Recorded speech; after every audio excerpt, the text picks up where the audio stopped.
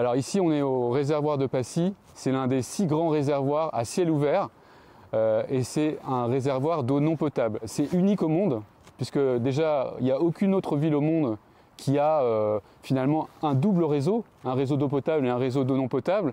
Et ce qui est unique ici, c'est qu'au lieu d'utiliser de l'eau potable qui a été traitée pour être potabilisée, on va utiliser une eau qui a été juste tamisée, voilà, pour faire fonctionner nos égouts, nettoyer les rues, évidemment arroser la végétalisation et puis aussi alimenter les lacs et les rivières des bois, notamment celui du bois de Boulogne ici. Aujourd'hui pour Brut, je me trouve dans l'un des endroits les plus secrets de Paris, le réservoir de Passy qui alimente la ville en eau non potable. Ici, on est au plein cœur du 16e arrondissement, au milieu d'immeubles surélevés de 7-8 mètres de haut par rapport à la route. Et c'est un site interdit au public.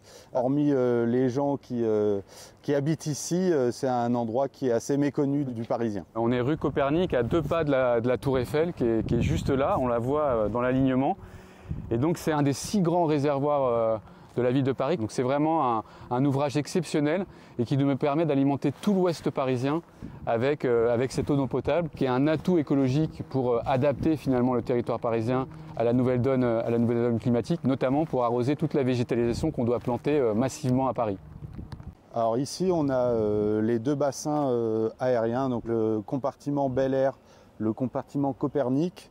Celui-ci fait environ 6000 mètres cubes. Et le Copernic fait environ 22 000 mètres cubes. Malgré qu'on ait l'impression que c'est une eau stagnante, l'eau est renouvelée 3 fois dans la journée ici. Quotidiennement à Paris, en moyenne, on consomme 450 000 mètres cubes d'eau par jour pour l'eau potable et 200 000 mètres cubes pour l'eau non potable, voilà, qui sert à différents usages dans la ville. Si on utilisait uniquement le réseau potable pour faire fonctionner les égouts, pour arroser, pour nettoyer les rues, il faudrait 200 000 mètres cubes par jour de plus. Ces réservoirs, ils jouent un rôle vraiment stratégique parce que si on n'avait pas ces réservoirs, on serait obligé d'utiliser de l'eau potable. Et de l'eau potable, ça nécessite des traitements et de la consommation d'énergie 3 fois plus importante que pour l'eau non potable. Donc on a une eau finalement avec un impact climatique et un impact énergétique beaucoup moins important qu'avec de l'eau potable.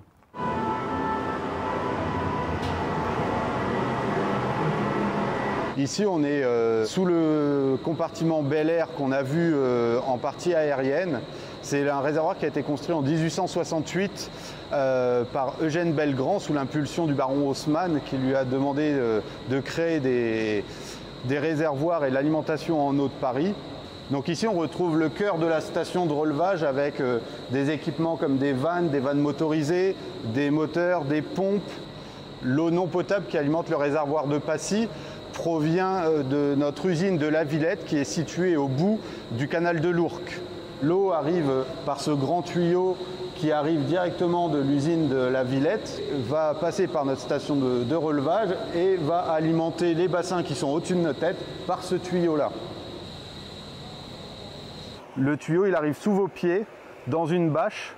Une bâche, c'est un ouvrage hydraulique en béton. Et avec des départs vers les compartiments, c'est des tuyaux qui viennent aspirer l'eau. L'eau tombe par surverse dans ces tuyaux et va gravitairement dans les bassins. On voit qu'il y a du remous.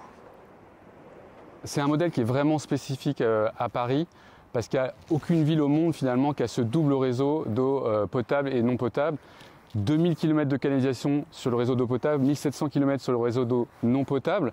Et donc ce n'est pas un modèle qui est exportable parce que le système d'assainissement qui a été construit à partir des années 1850 pendant 30 ans, il a son fonctionnement qui est lié à cette eau non potable. Si on voulait dupliquer finalement ce réseau d'eau non potable, il faudrait construire des kilomètres de canalisation, ce seraient des travaux titanesques dans les villes qui seraient concernées. Donc finalement, c'est un héritage historique, c'est l'héritage d'Haussmann.